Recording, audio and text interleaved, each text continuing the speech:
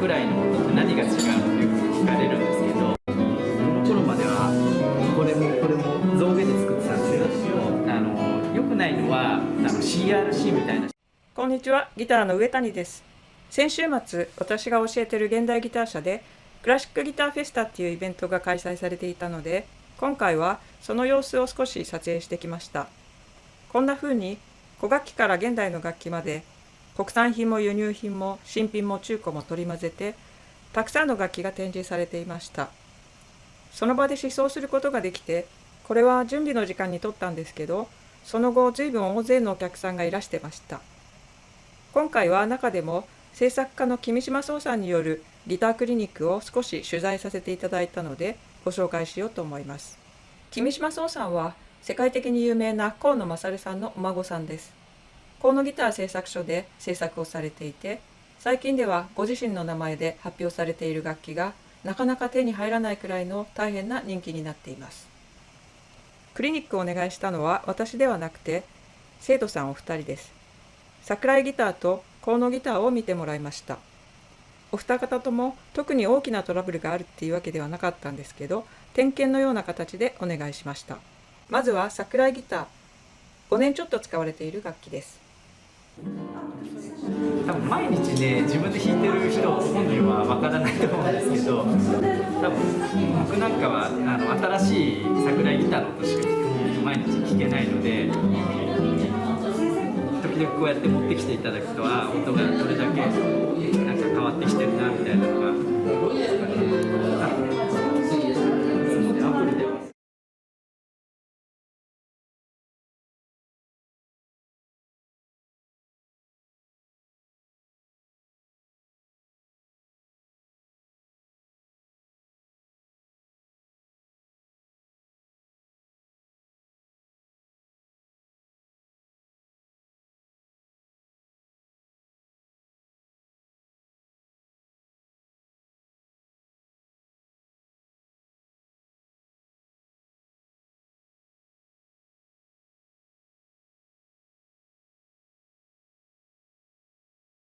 その夏なんで、その湿気が今肺炎になってて、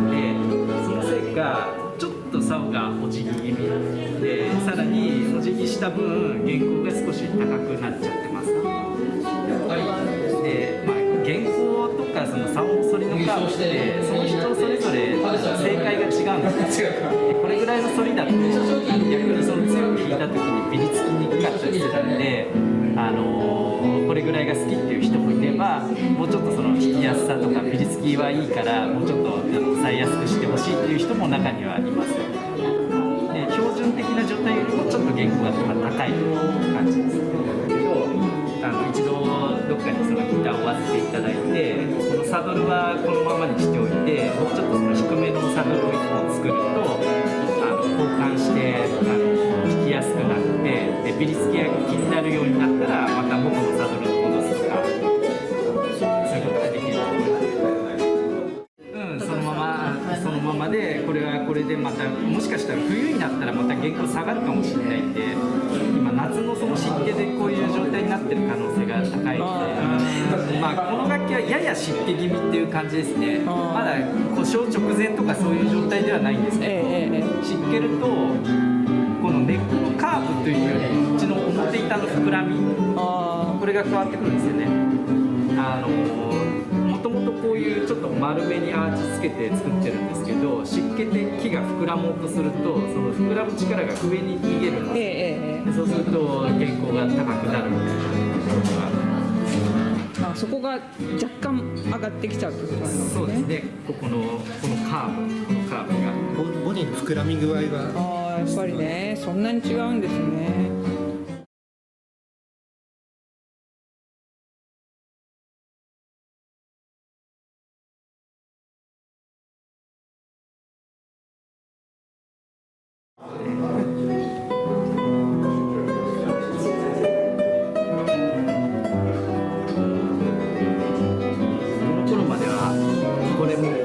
象牙で作ってたんですよ。そうなんだ。普通の骨なんでラッキーですね。今は全部そうなんですね。今はスペシャルは牛でPC とか遊ぶ上で使ってます。じゃあこれも難しいかなんかしままあゆくゆくは最終的には全部プラになっちゃうんでしょうけど、でも骨はちょっと使えるかな。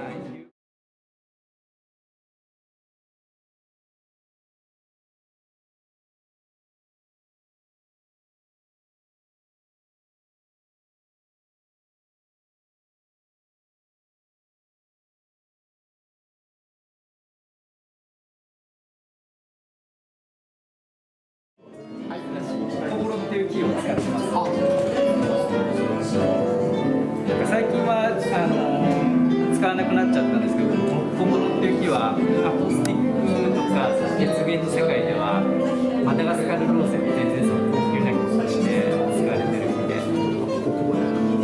のバックとバック&サイド。あ、そうなんだ。僕が入った頃はね、結構小物持っててよく使ってた時期があったんです。へえ、今はもうあまり使ってない。今使ってないですね。取ってあります。そうなんだ。なんで？まあ、なんかまた、なんていうんだろう、もう入れなく、仕入れなくなっちゃったんで、またもしかしたら特別なモデル作るときとか、色味がちょっと赤くて、すごい素敵なんですよね。だからなんか部品作ったりとか、なんかバインディングに使ったりとか、ちょっといろんな使い方ができるんで。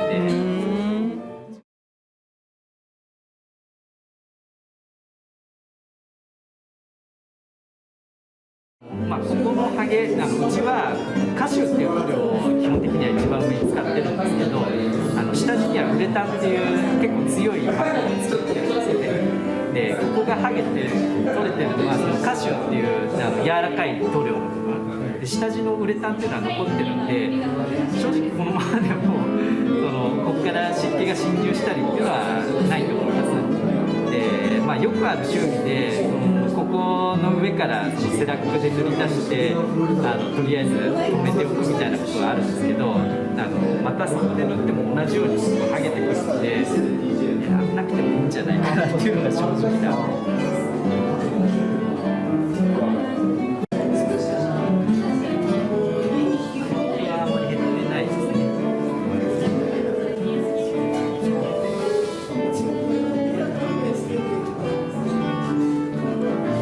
カーブもすごい理想的でちょうどいい感じですね。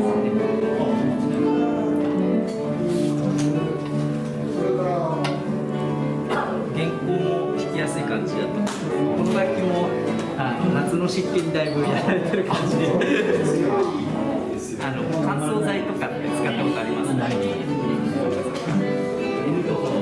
っぱり日本の夏ってそ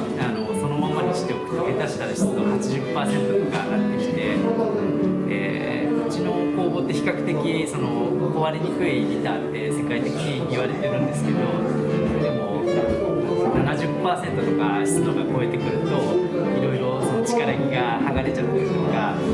バックサイドが剥がれたりっていう故障が少しずつ出てくるんです。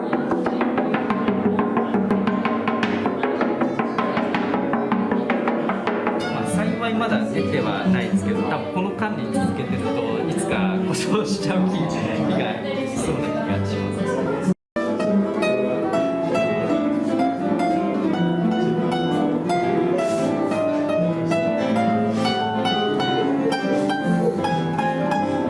そうですね、まだこれからも音がどんどん変わっていく過渡期だと思います。しばき倒して音のこれからどんどん透明感みたいなのが出てくると思うんで、一生懸命弾いてあげると成長が楽しめる楽器だと思います。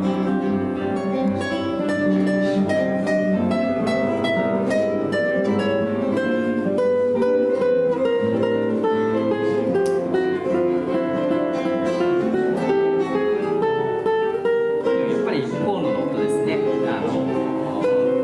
野と桜井の音って何が違うのって聞かれるんですけど、桜井の音って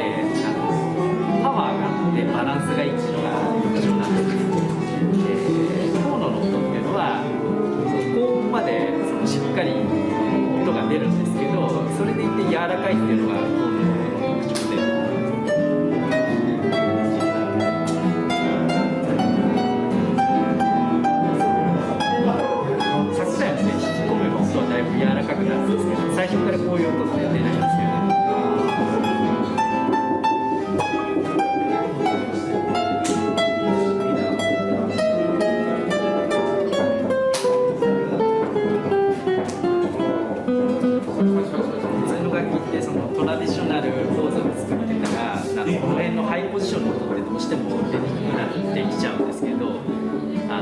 ちの工房が代々やってることって、それを力木理論で力木によって引き出すみたいな研究をずっとやってきてるんですよね。だから、この楽器の特徴としては柔らかい高音の音量と低音の深いなんていうか立体的な奥行きのある音。